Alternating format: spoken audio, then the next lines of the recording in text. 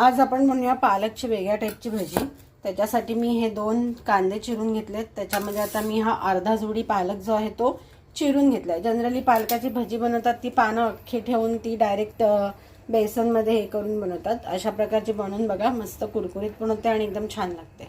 आम्ही हातावर क्रश करून घेतलाय ओवा थोडा, त्याच्यामुळे ओव्याला घमघमाट सुटतो। ओवा टाकूया आपण त्याच्यात थोडा। त्याच्यात भरपूर सारे सफेद तीळ घातलेत। सफेद तीळ जेव्हा भजी करताना दाताखाली येतील ना तेव्हा छान लागतात।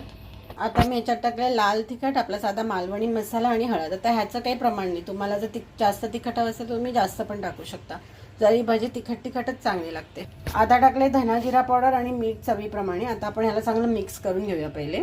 तर ह्याला आपण असं मसळून घ्यायचंय मिक्स करून चांगलं, म्हणजे त्याला पाणी सुटेल। आता हे चांगलं मिक्स झालंय थोडंसं आणि त्याला पाणी पण सुटलं आहे।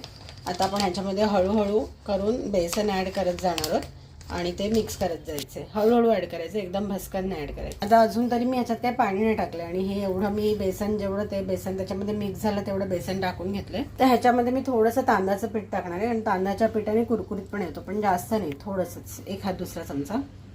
आता आपण तेल एकदम पहिले गरम करून घेणार आहोत आणि मग गॅस थोडा मीडियम वरती ठेवून आपण भजी तळणार आहोत। त्याच्यामुळे भजी अशी आतपर्यंत तळली जाते आणि कुरकुरीत लागते। आता मी हे चमच्याने सोडल्या त्याला मी छान तळून घेणार आहे। काय ह्याच्यामुळे काय होतं, पालक पण पोटात जातो आणि जे लोक म्हणतात ना की तळलेला पदार्थ शरीरासाठी चांगली नाही वगैरे, मला काय वाटतं आपलं इंडियन फूड जे आहे ते सगळंच खूप हेल्दी असतं। म्हणजे ज्या प्रकारे आपल्या पूर्वजांनी फूडची योजना केली आहे ती खूप हेल्दी असते आणि तेलाची पण थोडं तर गरज आहेच ना बॉडीला, वंगण म्हणून।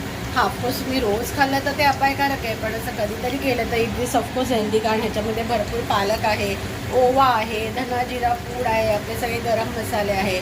So it is very healthy आणि प्लस तीळ आहे, सो कॅल्शियम आणि आयर्न, पालकमधून आपल्याला भरपूर आयर्न मिळतं, तीळमधनं कॅल्शियम मिळतं, ओव्यामुळे आपलं पोट साफ होतं, बेसन नडत नाही। सो अशा प्रकारे एकदम पौष्टिक आणि कुरकुरीत भजी आहेत। सो आपली गरम गरम कुरकुरीत छान भजी तयार झाली। तुम्हाला जेवढी ती कुरकुरीत हवी असेल तेवढी तुम्ही छोटी छोटी पण टाकू शकता, मोठीसुद्धा कुरकुरीत होते असं काही नाही। त्याला गरम गरम भजीचा आस्वाद घेऊया आणि तुम्हाला जर आमचे व्हिडिओज आवडत असतील तर आमच्या चॅनलला लाईक, सबस्क्राईब आणि शेअर नक्की करा। जसं तुम्हाला म्हणलं की आपल्या आळशी माणसाचं किचन आहे, म्हणजे ज्या झटपट गोष्टी होतात, त्याच्यात जास्त कष्ट नाही पडत, पण हां चवीला पण खूप जास्त चांगल्या असतात। अशा गोष्टी करण्याकडे आपला कल असतो। तर चला मग खाऊया भजी आपण।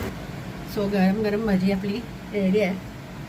मस्त थंडीचा दिवस आहे, खिडकीत उभी राहून दुपार झाली तरी पण नुसतं छान गार वारा आहे, बाहेरचे नजारे बघत मस्त भजी खायचा। चहावर वगैरे तर चहावर पण खाऊ शकता। एन्जॉय नक्की बनवा आणि मला तुमचे फीडबॅक नक्की द्या। Thank you, bye.